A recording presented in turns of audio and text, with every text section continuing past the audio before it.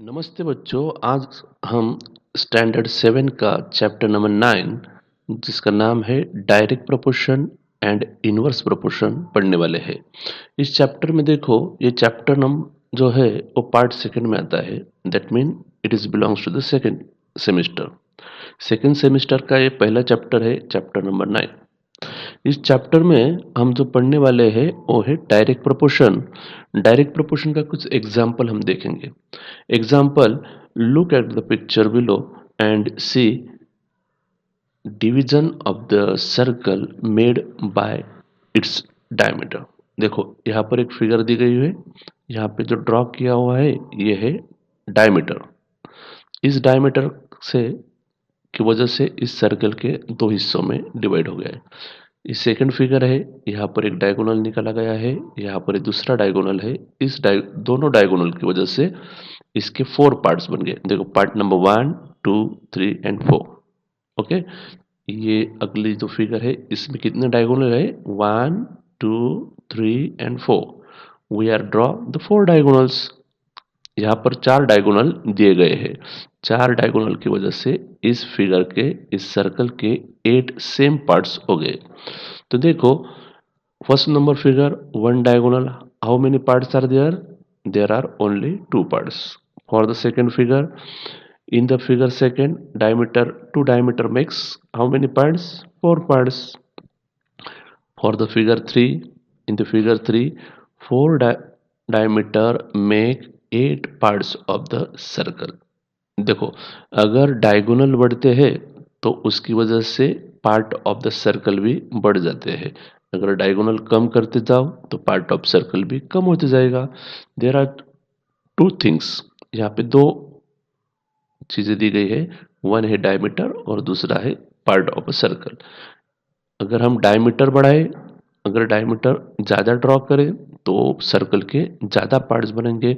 इसे कहा जाता है डायरेक्ट प्रोपोर्शन। देखो, यहाँ पे क्या दिया गया है? Number of diameters 1, 2, 4 and parts are 2, 4, 8। तो जो डायमीटर है वो बढ़ रहे हैं, उसी वजह से उसके डिवीजन भी बढ़ते हैं। ओके, तो अगला जो एग्जाम्पल है वो देखेंगे। Number of notebook that the student of the government school receive is shown in the figure. देखो, चिल्ड्रंस 15 बच्चों को 90 नोटबुक मिल गए, 12 बच्चों को 72, 10 बच्चों को 60 और 5 बच्चों को 30। यहाँ पर एक बात ध्यान में देनी पड़ेगी आएगी आपको कि 15 बच्चों को अगर सेम नोटबुक मिल रही है और टोटल 90 है, तो एक बच्चे को कितनी नोटबुक मिल जाएगी? Near about 16, that mean half dozen. Okay, उस यहाँ पर हमें एक बात ध्यान में देनी पड़ेगी। Number of children and number of notebook, इसका जो रेशो है वो सेम आता है। देखो, 15/90, 12/72, 10/60, 5/30 इज इक्वल टू 1/6। इसका मतलब है यहाँ पे 15 से डिवाइड करना है, यहाँ पर 12 से डिवाइड करना है, और यहाँ पे 10 से या फिर 5 से, और आंसर आता है 1/6 फॉर एवरी टाइम।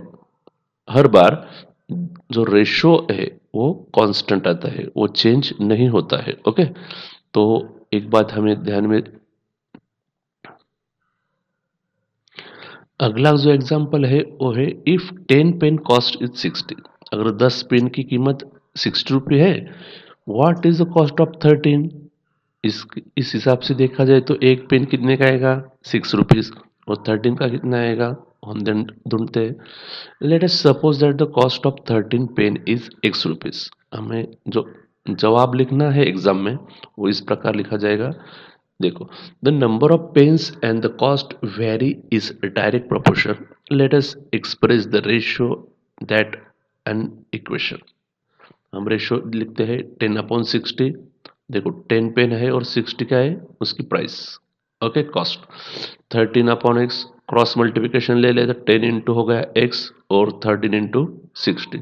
13 इंटू 60 का आंसर आता है 780। यहाँ पर 10 यहाँ पे मल्टीप्लाई, इस साइड जाएगा तो डिवाइड हो जाएगा। That mean x is equal to 78। Cost of 13 pen is 78। इस हिसाब से भी देखा जाए तो 13 6 जा 78 आता है। यहाँ पर एक सबसे इम्पोर्टेंट जो बात है वो है in the direct proportion ratio is constant. आपको यह ध्यान में रखना पड़ेगा। ओके, क्या आता है? रेशियो कांस्टेंट आता है काय में? डायरेक्ट प्रोपोर्शन में।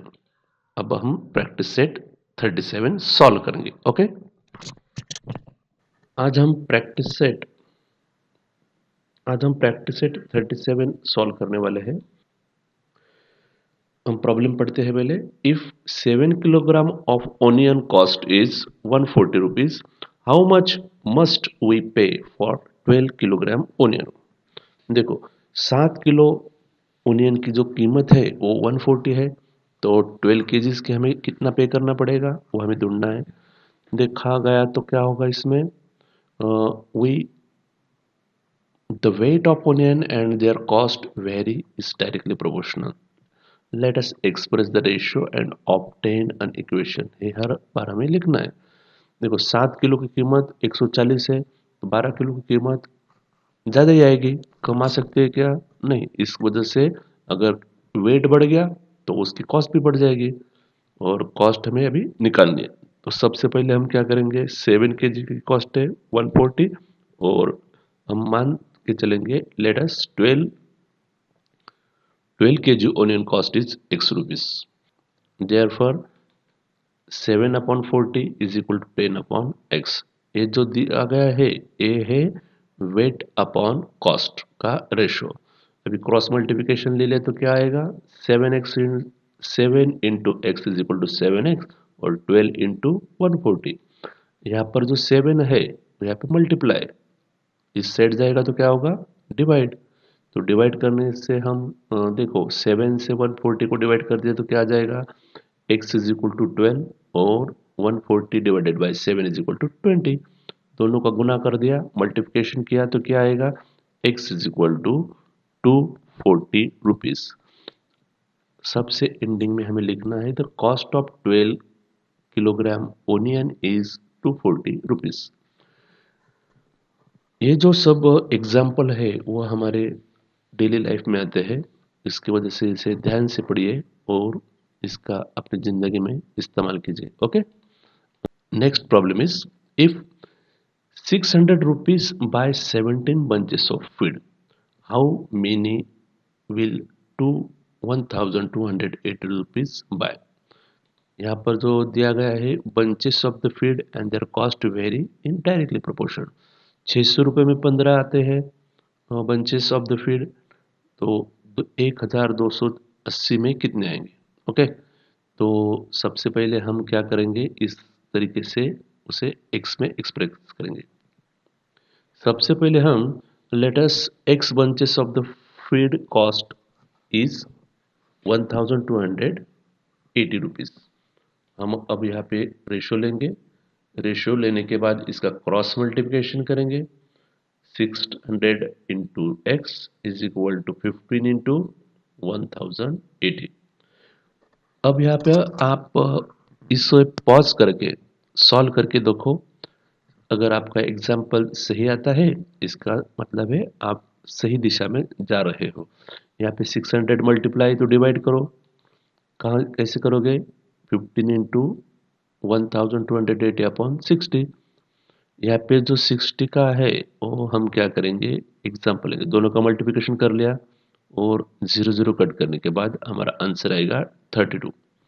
That mean 32 bunches of the feed will be buy. हम 1280 रुपीज में 32 bunches ऑफ द फीड हम खरीद सकते हैं। ओके, अभी जो अगला एग्जाम्पल है वो स्क्रीन पर सीधा दिया गया हुआ है, आप इसका स्क्रीनशॉट लेके लिख सकते हो। सबसे पहले हम समझ लेंगे इसका। For 9 cows 13 kg 500 gram of the food supply are required for every day. देखो, जो काऊ होती है गाय, उस गाय को 9 काउस को हमें 13 केजी और 500 ग्राम फूड सप्लाई दिया जाता है, उसे खाने खिलाया जाता है। In the same proportion how much will be needed for 12 cows। 9 गाय को इतना लगता है तो 12 काउस को ज़्यादा लगेगा। इस हिसाब से number of cows and the food supplied required very in direct proportion. हमें जो एग्जाम्पल सॉल्व करना है हर बार इस प्रकार हम उसे लिखेंगे। 9 काउस के लिए कितना आता है और 12 काउस के लिए हम सपोज करेंगे x। अभी यहाँ पे जो लिखा हुआ है 13 kg 500 ग्राम, उसे हम डेसिमल फॉर्म में 13.500 और 13.5 इस प्रकार लिखेंगे। ओके, यहाँ पे उनका रेशो लिया गया है 9/13.500 इज इक्वल टू 12/x। देखो ये 9 और इसका हमने रेशो लिया और 12 और x का लिया। 9x इज इक्वल टू इस प्रकार हमने क्रॉस मल्टीप्लिकेशन लिख दिया है। ओके, क्रॉस मल्टीप्लिकेशन करने के बाद यहाँ पे जो 9 है वो दूसरे साइड डिवाइड हो जाएगा। अब देखो 13.5 को अगर हम 9 से डिवाइड करेंगे तो उसका आंसर आएगा 1.5 और 1.5 इंटू 12 इज इक्वल टू आता है 18 kg। That mean 12 cows required 18 kg food supply, यानी 9 जो गाय होंगी उन्हें करीबन 18 किलोग्राम 18 kg का क्या लगेगा फूड सप्लाई करना पड़ेगा। Thank you. तो फोर्थ जो प्रॉब्लम है, फोर्थ प्रॉब्लम देखो, the cost of 12 quintal of the soybean is 36,000 rupees. How much will 8 quintal cost. 12 quintal का कॉस्ट कितना है 36,000 और 8 क्विंटल का कितना आएगा। हमें यहाँ पे सॉल्यूशन दिया गया है we the weight of soybean. Soybean का जो वेट है, सोयाबीन आपने खाया होगा, सोयाबीन चिलीज वगैरह, तो उसमें देखो weight of soybean and the cost vary is directly proportional. Let us express the examples of express the ratio. 12 quintal of soybean cost is 36,000 rupees. Let 8 quintal of soybean cost be x rupees. यहाँ पे हमें 8 quintal की जो cost है उसे हमने suppose कर लिया है x। रेशियो लिया गया हुआ है यहाँ पर क्रॉस मल्टीप्लिकेशन के बाद यहाँ 12 से इसे डिवाइड किया गया है और 3000 into 8 is equal to 24,000 rupees. The cost of the cost the cost of soybean is 24,000। यहाँ पे जीरो हमने कम लिखा हुआ है। ये किस वजह से लिखा है, बच्चों का ध्यान है या नहीं। अगर आप देख रहे हो तो यहाँ पे कमेंट करो कि यहाँ पर एक जीरो मिसिंग है। ओके, चलो हम उसे रिपेयर कर लेते हैं। ओके, यहाँ पर एक जीरो हमारा कम हुआ है। ओके, तो उसे हमने रिपेयर कर दिया है। अगला सवाल अभी देखेंगे। देखो अगला सवाल क्या है, two mobile cost is 16,000 rupees. दो मोबाइल की कीमत 16,000, तो एक मोबाइल कितने का आएगा 8,000। How much money will be required to buy the 13 such mobiles. अगर हमें 13 मोबाइल्स परचेस करना है, अगर हमने शोरूम खोलना है मोबाइल्स का, अगर उसमें 13 मोबाइल रखने हैं स्पेयर में, तो कितने खर्चा आएगा।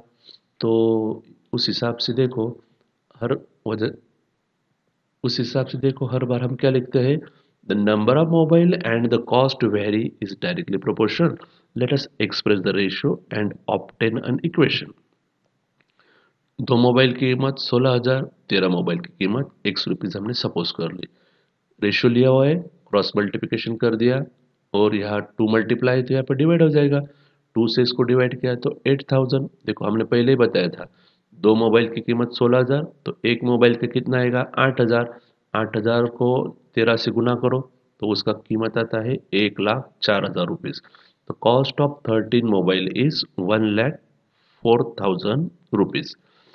अगला जो इनवर्स प्रोपोर्शन है वो हम नेक्स्ट वीडियो में पढ़ेंगे। Okay, thank you.